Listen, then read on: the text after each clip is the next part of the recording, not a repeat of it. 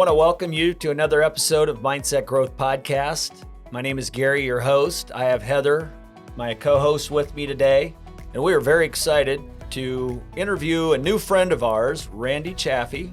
Randy, welcome to our show. We are looking forward to getting to know more about you and a little bit about the industry that you work in.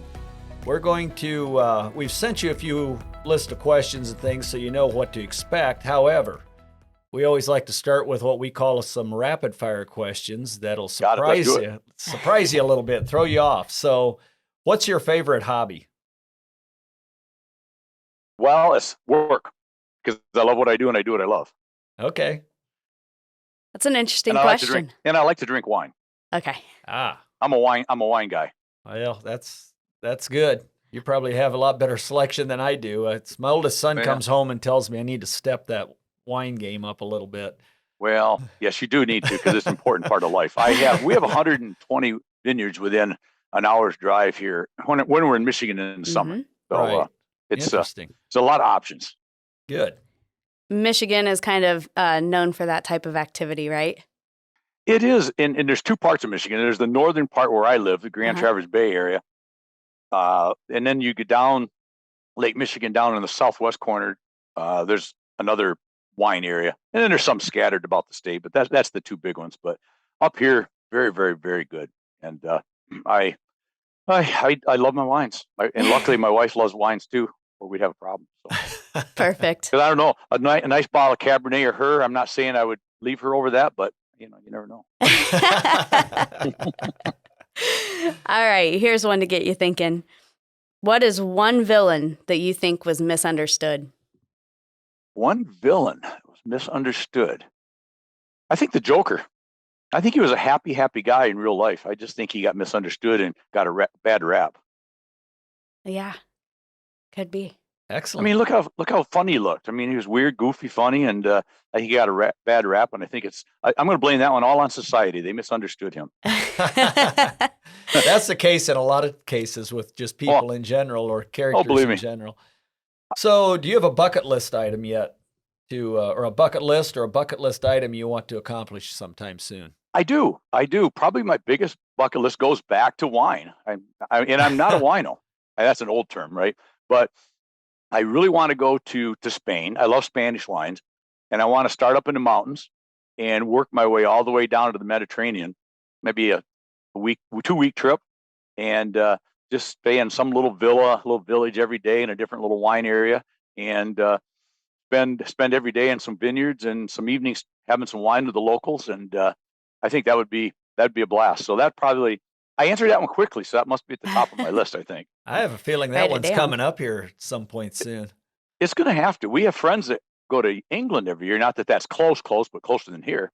And they've wanted us to go over there and spend time in London. And I said, well, I think we could probably make that work as long as we do a side trip of a week down to Spain. And they're going, well, yeah, what would be wrong with that? Yeah, there's no downside. Yeah, no downside. If you could start a charity, what would it be for? The 22 veterans that commit suicide every day. My son's an Iraq vet, Marine Corps vet, marched up the Euphrates, came back physically fine. He had a lot of issues for a lot of years. I mean, it was a challenge, but we're blessed that he's fine. But there's a lot of guys and girls that aren't, and I support the military. Top of game. I love the military. I love what they do, and the fact that the way they put themselves in danger and willing to go at a moment's notice. And these young kids, man, they come back messed up. And I hate the fact that you've got them living on the streets. I hate the fact that you got them on drugs. I hate the fact that they find no other answer than to take themselves out. So that'd be number one, easy. Yeah, some of those support groups aren't really easy to find either. I think it's a lot more prominent in more states than some. And yeah, I'm with you. I feel for the ones that they're not able to find the help that they need. Exactly. That's a challenge. So that would be number one. I mean, I could answer that easily with a secondary, not even secondary, really, probably 1A and 1A is, anything that has to do with kids. I mean, Yeah. I hate when kids are messed up. I hate when kids are traumatized. I've got 8 grandkids and one great grandson with another great something on the way. Which, by the way, neither one's named after me, which I have a problem with my granddaughter, but that's a different story for another day. But no, I love kids and grandkids and great grandkids, and my goal now is to live long enough to be a great great. I might even make that, maybe. Well, you keep taking care of yourself the way you do. I'm sure you can. I'm gonna try. That wine's got to help preserve It does. your heart. It does. So It's a health drink. I yes, mean, I'm that's drinking. right. Yeah, it's a health drink. It's the top level of the food pyramid, I think. You've kind of set us up for this next one. You've talked a little bit about family. Why don't you tell us a little bit, or the viewers a little bit about yourself, your background? Sure. I was born and raised in mid Michigan. I would say grew up, but I haven't yet. And I read somewhere on Facebook, Heather and Gary, that at 60, and I'm a little older, and I'm not going to, well, how old? But at 60, if you haven't grown up yet, you don't have to. And Facebook is always right? So, I mean, but so I was born and raised in mid Michigan on a small farm, mostly cash crop. My dad did have a few dairy cows and a few things early on, but so I farmed with him. Went to high school. He started a business in the industry I'm still in. I still live in. I learned from him. The post frame building industry. We built grain bins and that kind of thing. And then I got into sales when I got 18, 19 years old, and I felt like selling the stuff was fit me better than building out in the cold and the heat and whatever else. And so I raised a family there for a while, and then moved out of that area and got into sales out on the road, which I still do. Did a purchasing agent gig for just a short period of time in the industry again. Not maybe the same manufactured, but buying product in the same industry I'm in, which is the metal roofing industry, the post frame building industry. And I didn't like purchasing. Love purchasers, because I sell them, right? But I learned a lot about how to approach them, what they need, their pain points, and that was a very good learning period. But I found a tagline I use a lot, Gary and Heather, is "Love what you do and do what you love." I didn't make that up, but I will claim it if nobody wants it. But I do love what I do and do what I love and love what I do. And I wasn't loving it. I actually wasn't even liking it at a certain point in time, because the call of the road, if you will, being a road warrior was what I loved. I loved being out making things happen with customers. And some people say, so you love being in sales, and I am in sales by technical term, but I don't sell anybody anything. I just try to, it's kind of a Zig Ziglarism, but I just try to help everybody get what they want or need, right? And help them profit and grow. But so then I ended up in Ann Arbor for a number of years, go blue. And that's unfortunate. Although we have nothing to talk about right now in Iowa City. That's true. I know I know where you're from, Gary. So I just watch it. But I know you've had your way with us a few times. So, but no, so. I think I stormed the field for one of those times, actually. Oh, did you really? Oh, yeah. Did you take the goalpost into the river? No, like they did in Tennessee? We weren't that wild, but we did have a good time.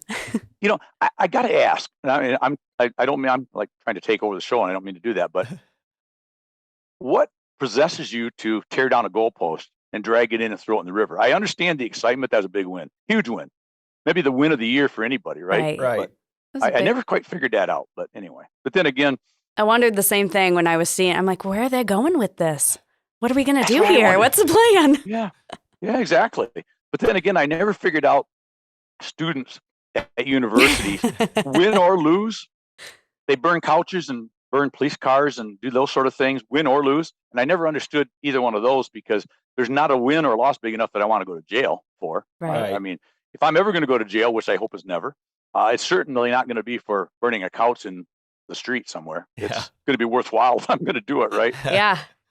Protesting something, not a win or a loss.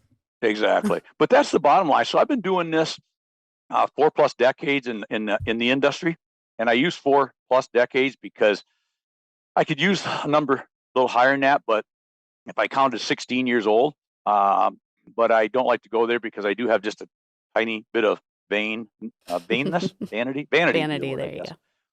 So I don't like to admit that I'm maybe quite as old as I am because I don't feel it, but I've been doing it forever.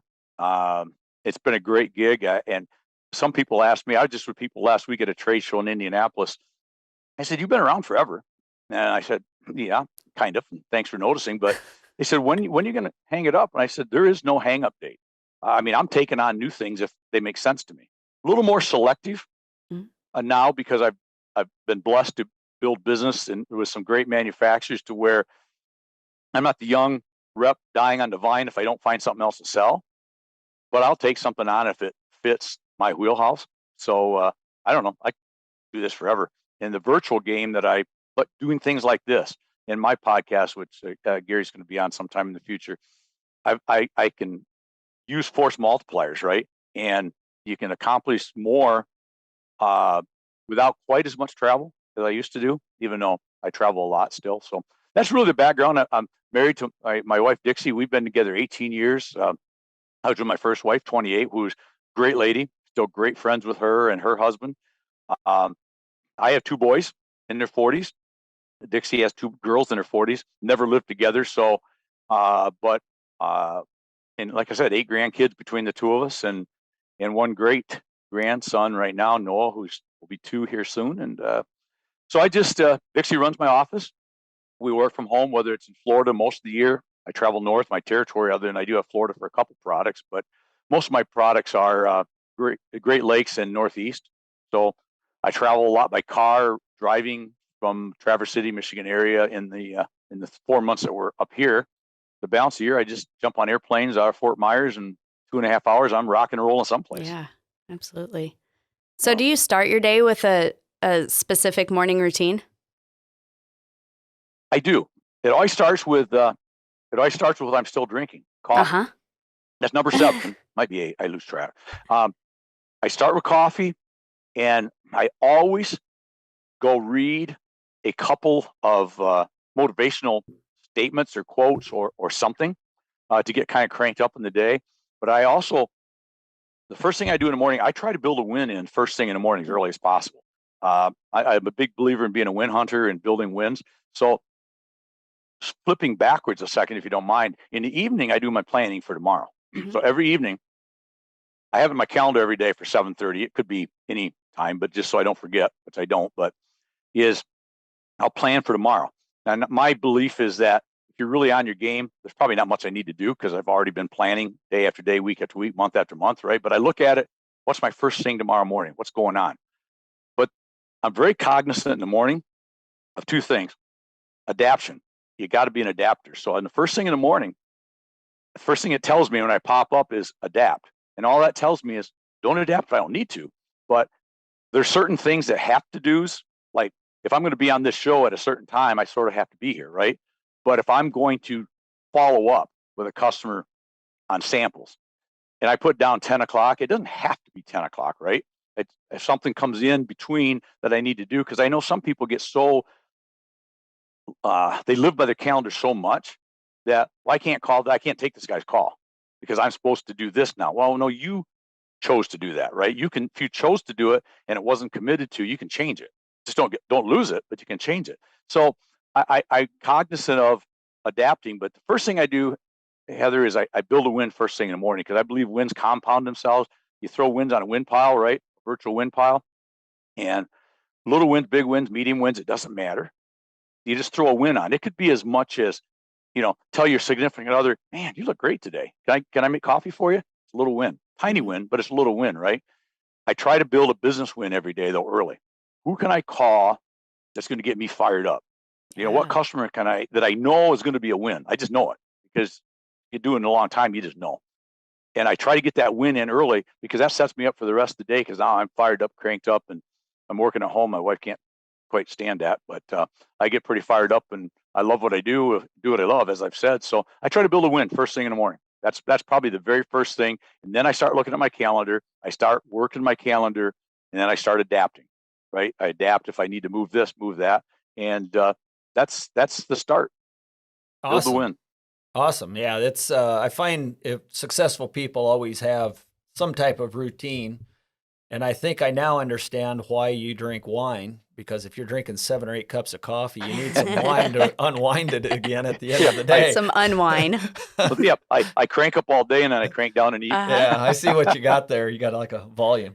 I noticed scrolling through some of the, just social media and things when we're checking out some of what you did to get prepared for this interview, that you like funky socks.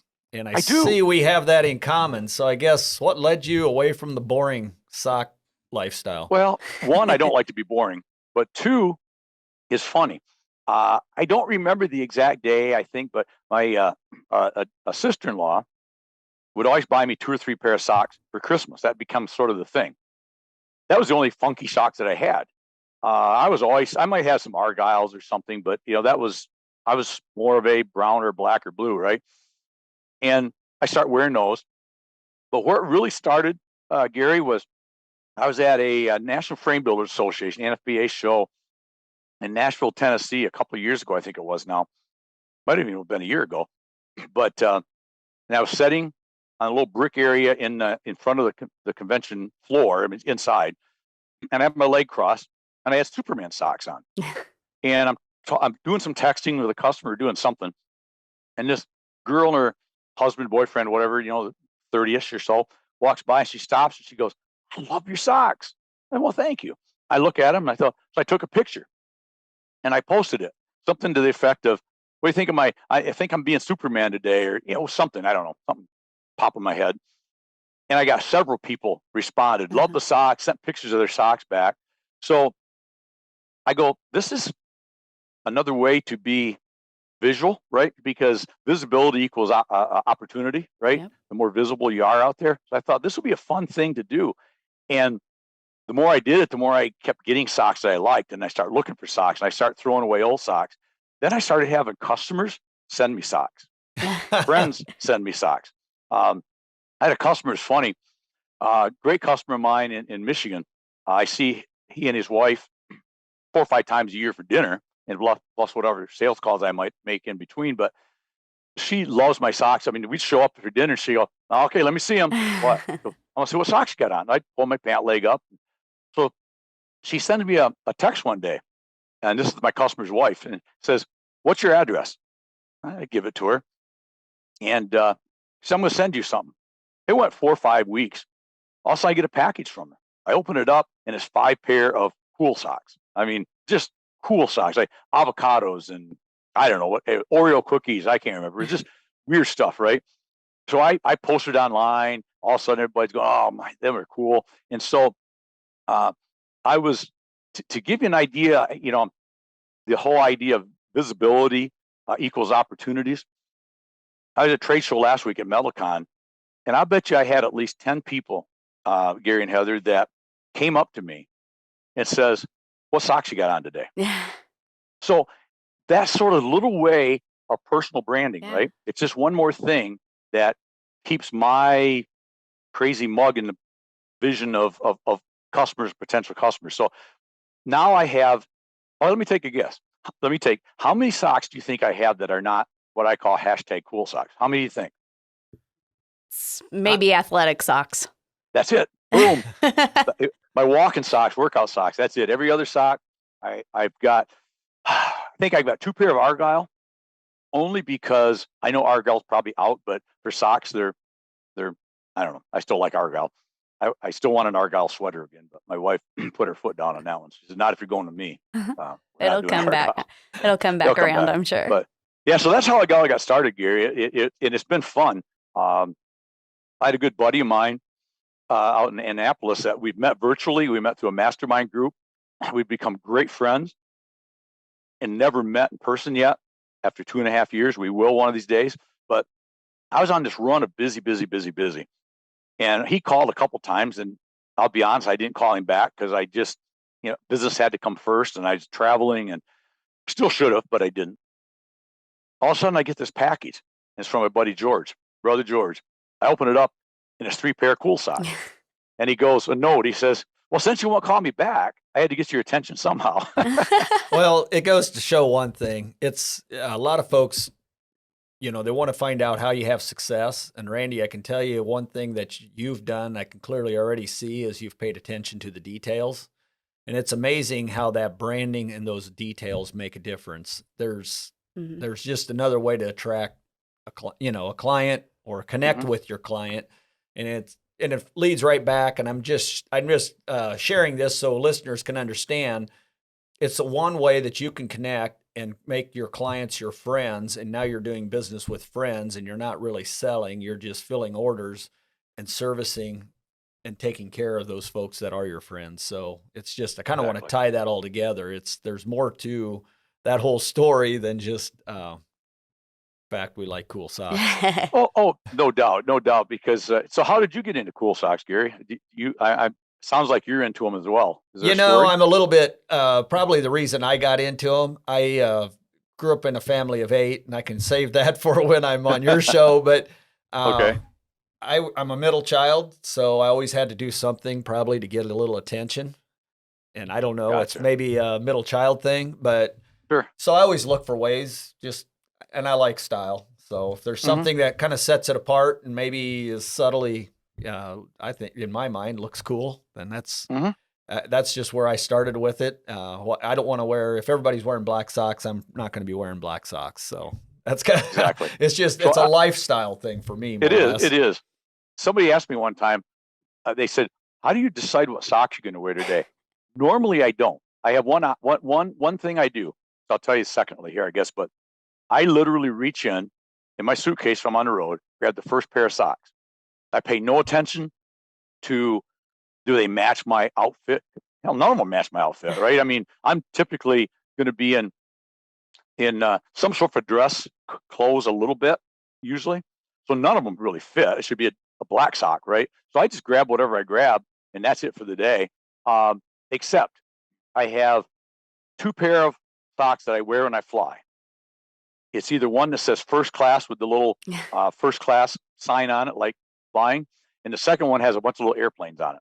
Those I always put on when I fly, because if nothing else, I love sitting there in the plane and shooting a picture of my sock and posting it, because it always gets a bunch of people commenting, right? And what's really fun is when people start sending back pictures of their own socks. That's always cool. It's so, but you hit on it earlier. It is about the personal branding, right? And so many people think that as a manufacturing rep agency, that I just rep my manufacturers. Well, I do rep my manufacturers, but more importantly, I'm representing myself, right? I have to be myself first. You're going to buy from me before you buy from any manufacturer that I represent, as good as they are. And they're awesome. I'm blessed to be with great people. But so I think it's vitally important, and you hit on the word personal branding, it's vitally important that we develop that personal brand of Randy, of Gary, of Heather, because that's the first thing that people are going to see. The first thing, many cases, that's all they see. But a lot of my manufacturers, they've never met a person. I am it, right? I am that company, right? Right. So it's important to develop that brand, personal brand. So that's just one tiny little way of doing it, and plus it's fun. Right. So we've touched on it a little bit, but you travel a lot for business. You're also, you've got your podcast. What motivates you to stay so busy? I get bored easy. I do. I'm just one of those kind of people that I have a hard time sitting still. I have a hard time standing still. I stand when I do these shows, and when I host my own show, I stand because if I'm sitting, I'm swiveling in my chair and doing this, and so I stay permanent a little better if I stand. But it still comes back to, I have such a love for the game, and I call it a game because it's fun. Okay, I know it's serious, and you got to be serious about what you do sometimes, but I make it fun. I enjoy what I do, and I've been doing it for so long that every week I go out and see customer friends. And if they're not already customer friends, in my mind, they are going to be pretty quickly, whether they buy from me or not. That's almost secondary, not really anybody listening that's buying from me. But, it's important for me to just make friendships and relationships. And so I'm motivated by building those relationships and helping people. And I know a lot of people expect that answer would be, what's the money? Not saying it's not. If you're not money motivated, success motivated, you're never going to be successful. Or I should say, if you're not money motivated, you're probably not going to be overly successful at the end of the day in sales. It's a way to keep score, right? I mean, you want what you want, but if you set out every day, just, well, how much commission am I going to make from this customer? How much am I going to make if I do this? Yeah, you're going to lose. Wrong, my opinion. You go out and you do what you're supposed to do every day with every customer, treat them all right. You know, the old theory of treat the janitor like the CEO that people talk about. Every customer, small, medium, large, big volume, little volume, you treat them all fair, you treat them all right. The money takes care of itself. And so I just go out and see friends or make friends. And I think I bring some product line and a knowledge of this industry. I'm not real smart, but four decades of doing this, I've just learned some stuff by osmosis, I guess. But try to help them build their business, help them grow their business. So I'm just motivated to do it. I like travel. I'm not one of these people that hate it. I don't mind. When I'm in Michigan, I tend to drive more with my own car. You know, I leave home, go out for 3, 4, 5 days. When I'm in Florida, which is a good part of my year, I'm on a plane a lot. So plane, rental cars, hotels, dinners, breakfasts, all that kind of stuff. But does it wear towards the end of a trip sometimes? Of course it does. But I'm ready to go 3 days later again because I don't mind any of that. As a matter of fact, I enjoy it. Because again, I enjoy my customers, right? They're all friends. They're all pals. We get together and we go have a burger and a beer. We go grab a Cabernet. We go have breakfast someplace. We just hang and, maybe go out to the farm and talk to their kids, whatever. It's just relationship stuff. So it's not work. It's not work. I don't work. So you've built your total career in sales basically around serving others, and it's a lot more than sales. But I guess what's the number one motivator for you? I mean, I think you've kind of touched on it a little bit, but if you were going to make, kind of put it together and just give a short definition of, what's your driver in life? I mean, clearly, you talked about the money and people and that, but maybe you can give us just a snapshot of that. Yeah, I think probably the biggest answer, at least my answer, Gary, is I want to make sure that I can be your guy. That's important to me. I want to be your guy. I want to be the guy that you call every time you need something, whether I have it or not. I want to be that first phone call. I want to be of service to you. I want to be of value to you and important to you, both as a friend and as a representative of manufacturers, as somebody that's been in the industry a long time. So I'm driven to be the guy, if that makes sense. I just want you to call me first.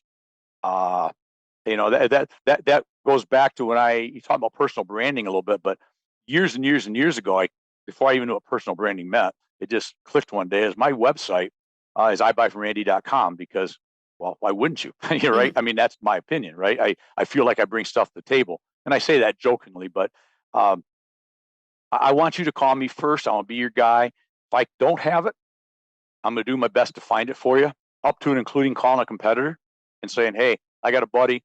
I just appreciate you not trying to go and steal everything from me because I'm going to fight you back. But can you help this guy out, right?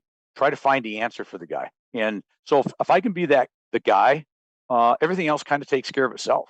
And I love getting those calls. Sometimes some of the fun calls are, I love getting the orders, right? I love selling, truly selling. I love taking orders. I love seeing sales reports and going, hey, you sold more than you did last month. Way to go, Randy, right? But at the end of the day, taking care of that customer and knowing that you helped them be successful, it's fun. I love it.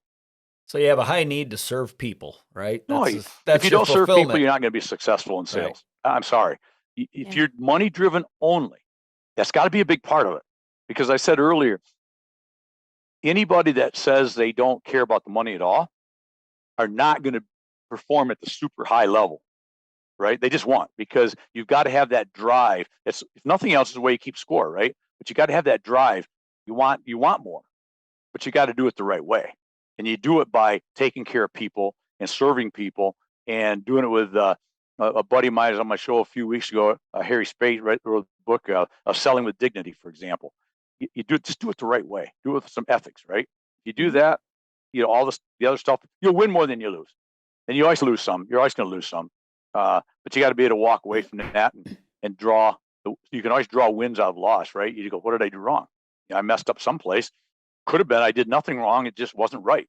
But that's really where I come from. If you're not looking to serve, you're just not going to be as successful as you can be. It's true. Good point. There's a lot of people that's why they go into sales when a lot of others have the wrong idea. It's money driven, not people driven. Mm-hmm. But yes. You've mentioned building wins. That's kind of how you start your day, and that's the name of your podcast, right? Mm-hmm. How long have you been doing this podcast? It was 2 years in January, so 2.5 years, a little over. Yep. And what got you into that? I'm sorry? What got you into that? Well, that's an interesting story because I had never thought about doing it. 3 years ago, doing this kind of thing here was not even on the radar. Now I do it often and love it. But when we went into the pandemic, the lockdown, whatever we want to call it, I hit a brick wall instantly, like everybody else did, right? Mm-hmm. I'm a road guy. I'm a road warrior. That's what I do. And all of a sudden, just like that, I'm stuck at home. And that was awful because that's not what I do. And that's not what I'm used to doing. And so I started, I'll try to make this quicker than I'm going here. I started out with joining a couple mastermind groups, started out watching a lot of podcasts, reading a lot of information that I could find is how do I develop some force multipliers? What do I do to be in front of my customers when I can't be in front of my customers? Guested on a couple shows and liked it, found it interesting. And then I thought, well, I've got to know a lot of people that do podcasting now. So maybe that's a good way to be out to my customers when I can't travel. And so I decided I got a director producer, Wes Wyatt, who was become a buddy and a friend and a pal and sometimes bodyguard when we're out drinking a Cabernet. And in case I get mouthy. Anyway, we put together this show. And we came up with building wins from a standpoint that building business is what I'm in, right? The building companies, the building materials, right? That's what I do. But also, I believe in building wins as far as I talked earlier about throwing wins on the win pile, right? All wins count. And so it seemed to work well because I believe in being a win hunter, whether it's business or, personal or spiritual or health and fitness, you should be hunting for wins. So that's how I got started. I thought it was going to be maybe just short term, maybe. I didn't know. I wanted to go to the industry, bring people to the industry, customers, manufacturers, authors, speakers, anybody that can bring something of value to my industry that's been so good to me. I felt like originally it was going to be maybe short term until I got back being the road warrior, right? But then an interesting thing happened. I started seeing two schools of thought out there. There was the old normal. People just, we're going to wait. So we'll go back to the old way. I'll be traveling all day long and it'll be just the old way like it never changed. And I'm thinking, I don't think that's the case because I think we're learning and adapting some things that we can use to be better going forward. But then I had the other camp, or I listened to a lot. The other camp was the new normal camp, right? Which was nobody's ever going to get on a plane again. Nobody's ever going to see anybody in person. It's all going to be done virtually. And not in my industry, it's not. We're a people to people, even if it's B2B. We're still people selling people, right? So I said, that's not going to work.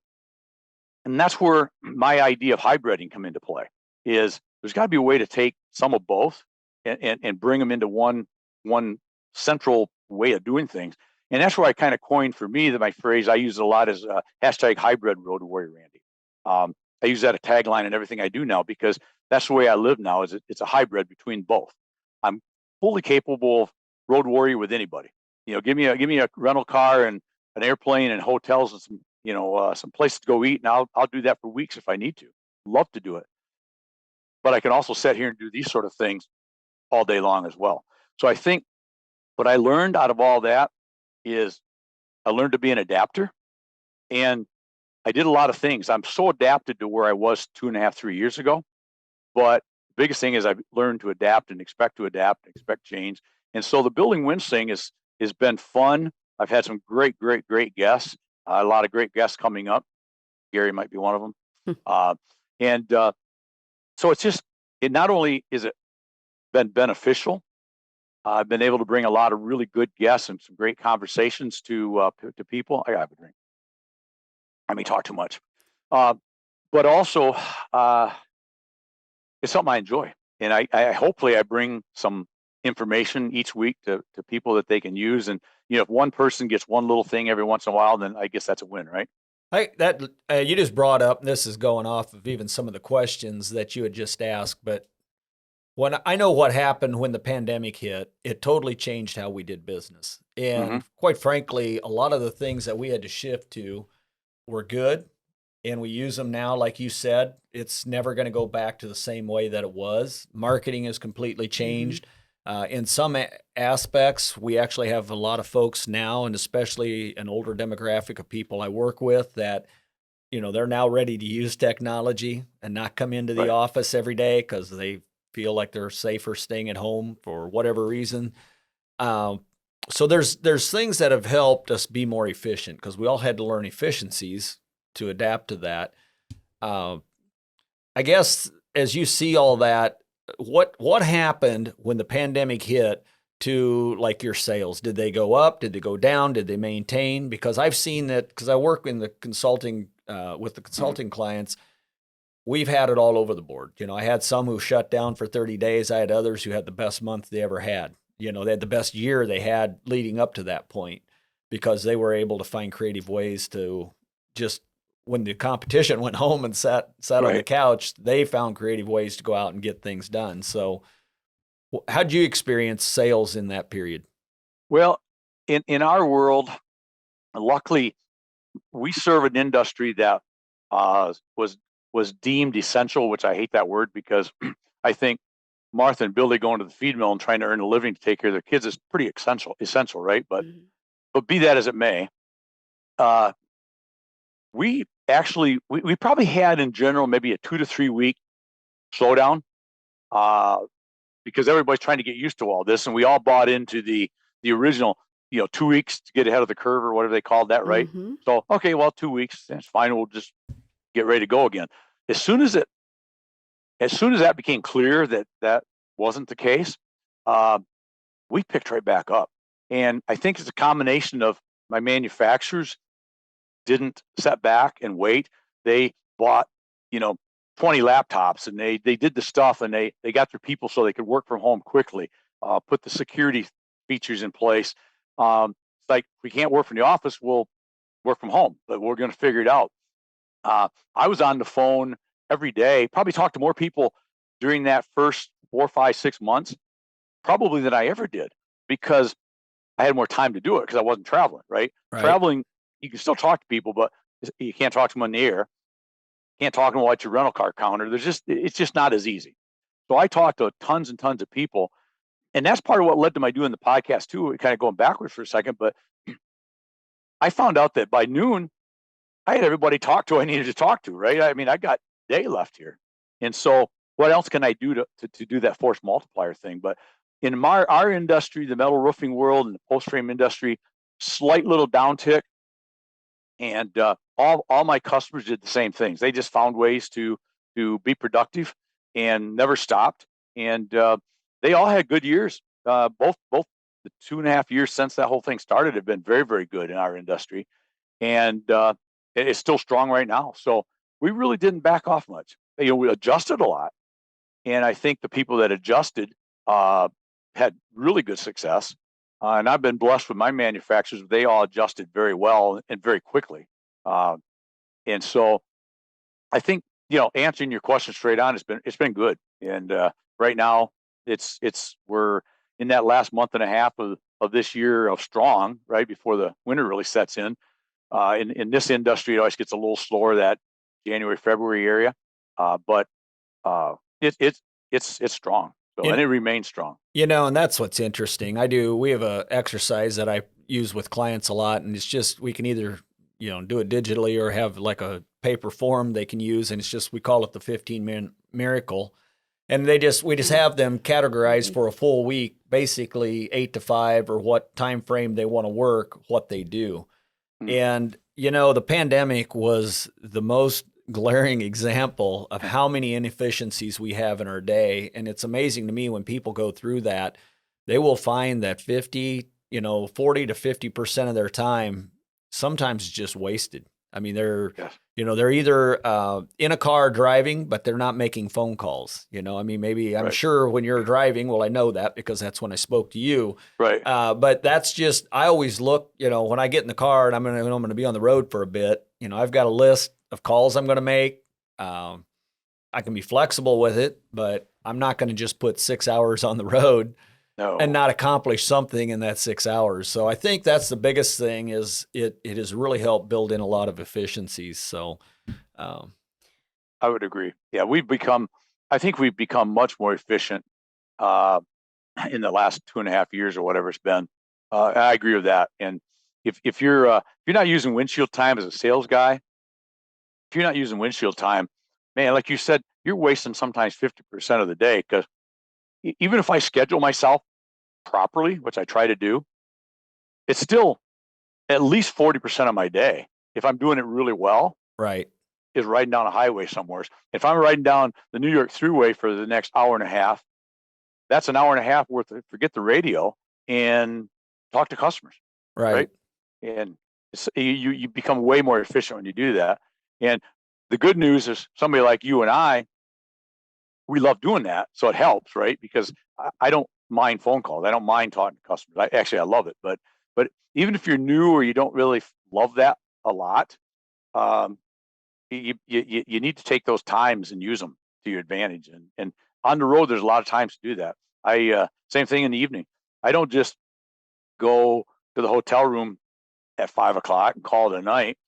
I'm going to be emailing, texting, taking care of things while I'm sitting at the local restaurant or something with a Dr. Pepper. This is my quote or my code word for a Cabernet, and having a burger or whatever. And then I get in the room. You still got work to do. Right. Plan for the next day. Right. And I think the biggest thing, and it goes back to something we talked about earlier. Now that I think about it, is it a lifestyle or is it just a job? There's a big difference, right? If it's just a job, then you're going to do that until there's another job, right? It's you're not all in. And if you can find sales, the general term sales as a lifestyle, as a career, this is what I do. All of a sudden, all those little things you do are not have tos. I talked about this on a video I did a while back on post. Get tos versus got tos, right? Right. If you get the got to out of your mind and you get to it, and where that came up was I was traveling Maine with a great distributor of mine, 3 days seeing customers, and he says, "Well," I said, "What time are we gonna leave tomorrow?" He said, "Well, we gotta go way up north. It's quite a ways." I said, "What time do you want to leave?" He goes, 4 a.m. or says 4 o'clock. I said, "A.m." He goes, "Yeah, okay." Then he was messing with my man card, Gary. You'll know where I'm going to go with this. He says, "Unless that's too early for you, Randy." Oh, no, buddy, you don't play that game on me, buddy. We can leave at 3 if you want. We can leave right now and drive all night. You pulled the man card. We're not. But the point is, I'll be honest. As I'm driving the 30 minutes back to my hotel, I'm sputtering to myself a little bit. What's wrong with this idiot? I got to get to 3 o'clock, drive 30 minutes, leave at 4 o'clock. This is stupid. And then I go, I got to go do this. And I go, no, you don't. You get to, because I get to do it because I'm the rep that sells all these products to him. I'm his friend. He's my friend, and he does a ton of business with me. So I get to have that business because I get to get up at 3 o'clock, right? It's a big difference between get to and got to. So I think it's a mindset, just like I said with lifestyle. To me, if you want to go from any level of okay to not bad to great to really great in sales, I think you need to try to figure out how to make that a lifestyle and a get to, as opposed to I got to and it's just a paycheck. Because if it's just a paycheck, then it's just a paycheck. Until something else comes along. The mindset's everything. It's exactly how you think about it, view it. It's all in it's all in the mindset. But it is. I've got a side note question for you here. So we've talked about the pandemic. We talked about how road warrior Randy was at home for a while, right? Yes. All kinds of different things came out of the pandemic. divorces, babies, you name it, right? Yes. Right. How did Dixie deal with Road Warrior being home so much? That is a great question. And I'll tell you, I'm blessed from the standpoint that she likes me being gone just as well as I like being gone. And, in a good way. We're 18 years together, 17, 18 years, whatever it is. She's never known any different. She runs my office, north and south, wherever we are. So we're actively involved with each other from a business standpoint. She does so much, all the stuff. I just go sell or work with people. I don't do anything else. And but she's been used to that from day one. So it was just as much of an adjustment for her having me there every day in her way, because you do become, when you don't come home every evening, you don't do the 9 to 5, you don't settle into some of those idiosyncrasies with each other, right? Ours are weekends or a week here and there, but all of a sudden the first week or two is fine. Sit by the pool a little more, go out to eat a couple times. Well, I couldn't go out to eat because there's no place open, but do whatever. But pretty quickly, when I was able to travel again, she was all in with that. It didn't, and not in a negative way. I just think our life has been built around that those idiosyncrasies of what I do, and she's good with it. So, but yeah, it was probably equally challenging for her because, as we mentioned, I think off air, I talk loud, apparently, according to her, and so I couldn't find a place to be in the house, outside the house, wherever I was. She's chasing me around like, quiet down. She'd do this. I don't like this. I know what that means. I don't like it.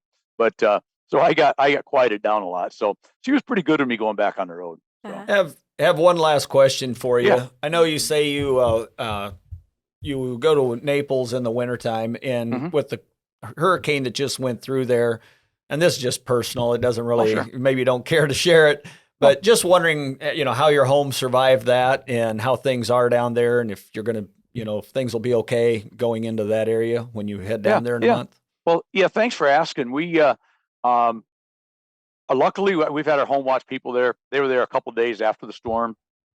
Been there 2 or 3 times. Where we're at in Naples, we're not right on the Gulf, so we didn't get the storm surge. We're about 6 miles away. As the crow flies, a lot of wind, a lot of rain, but we had no flooding. The houses are built to to spec. So really, I think we had like 125, 130 mile an hour winds for a while. That sounds like a lot, and it is, but the houses are made to withstand that. So luckily, we had no issues. Issue free, and we're pretty blessed. Because I know if you go downtown, Naples, down on 5th and 3rd, there was 5, 6, 7 feet of water in a lot of the businesses. The pier's gone again, other than the little skeleton of the cement pier sticking up. Everything else is pretty well gone. So it'll be years again, of rebuilding that. Irma took the pier out in 17, I want to say it was. Took 2 or 3 years to get that back. Got back to beautiful, and now they start over again in a lot of areas. But we belong to or on the email list of a lot of the restaurants and pubs and places downtown that we like to go. And we've got a lot of emails that they're back open. Now some aren't, like Snooks out on Marco Island, which is about 6 miles south of us. They got pretty decimated. It'll probably take most of the winter to get back, build up again.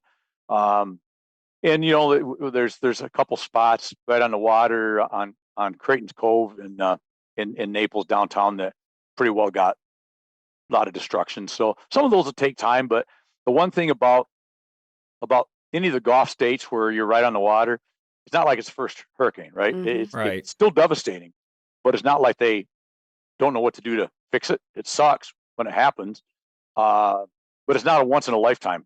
We have several a year that are at least a little bit of damage. Right. Nothing like this. This was pretty big. Well, Americans are resilient. We always fight back, battle back, whether it's tornadoes in the Midwest, earthquakes in some parts of the country, or whatever. We always battle back. I would like to know, for the listeners' sake, where people can find you, how they can listen to your podcasts and follow you. Yeah, well, as my rep agency is Source One Marketing, and it's like I said, you can You can go to sourceonemarketingllc.com, but easiest I buy from Randy.com or .net, or a couple other dots, I think. But as far as the podcast, that's Building Wins Live, buildingwins.live. So you can go to buildingwins.live. You can go to hashtag buildingwins. You can find me under Randy Chaffee or some semblance of that on pretty much all the social media. I do LinkedIn heavy because I'm B2B, generally speaking. Facebook, Instagram. I'm even starting to do TikTok, which I swore forever I wouldn't do, but I am. You laugh because I laughed about that, Heather. To me, it was like, I'm going to be brutally honest. Instagram too, I do. That's the dumbest thing I ever saw, in my opinion, but I'm old.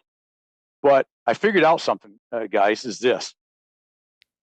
You have to go where your customers live, right? Mm-hmm. And a bulk of my customers still live, the decision makers still live in maybe the LinkedIn world. But the 22, 25, 27-year-old kids in my world, or my age group, they're kids to me, and my boy, I got granddaughters 24, but they live on more things like TikTok, right? Instagram. And so if I want to develop a relationship with them now, that 3, 4, 5 years from now, they're up and coming buyer management person, I don't want to start that relationship 5 years from now with them. I want to start the relationship now so that it's a natural thing that what does Billy do? He buys from Randy. So the only way I can do that is to go to where they live, because they're not going to come where I live because they could care less. Just shut up, old man. I don't do LinkedIn. I don't do that. I do TikTok. So I've been doing TikTok, not near as much. I'm playing with it, trying to figure out trying to make it, what's the word I want, TikTokish without being stupid in my mind, because I don't do stupid real well. I mean, I do stupid well, but I don't intentionally do stupid well. And I'm not big with. I'm not going to do Dancing with Goats and singing songs and doing things like that. But so I'm trying to do that. So yeah, you can find me on any of those platforms several times a day, typically. I try to do posts that make sense. One I've been doing recently, which has been kind of fun since you ask, is I think I'm a day 44 today that I'm going to post as soon as we get done here. I've been doing the 79 days of commitment, and it's just a video that I do every day, 30, 40, anywhere from a minute to a couple, 3 minutes. And it's just, I take a word or a phrase and I just give you my thought about it, what that means to me, and today is waiting, which will be out shortly. But, and the big reason I came up with that is I saw a couple friends of mine from a Megamind group did a 98 days of summer, which I think was Labor Day to Memorial Day, or is it the other way around? Memorial Day to Labor Day. And they did the same sort of thing. And I go, I like that. But the biggest reason I did it is I did it for myself more than anybody else. If anybody gets a little something out of what I do, I'm out there for sure every day with that. If I don't do anything else, I'm always out there with that. But it was the commitment part. And that's why I use 79 days of commitment, because when I started it, it was 79 days till Thanksgiving. There's no key to it. That's what it was. But I feel like if you're men especially, but a lot of women like sports, right? We put things into sports analogies. Tom Brady, for example, former Michigan coach. Did I say Michigan again? Anyway, or player, I should say. Why do they still, at the high level, still throw hundreds and hundreds of passes a week to the receivers, right? Because you got to stay committed. You got to stay in practice. So I'm doing it because it forces me every day. And there's been several days with this where I go, I got to have a word for tomorrow. I got to have a word for tomorrow. What am I going to do? I don't know. I don't have a word. And then I finally just find a word. I don't know what I want to say about it. Well, I'm going to come up with something.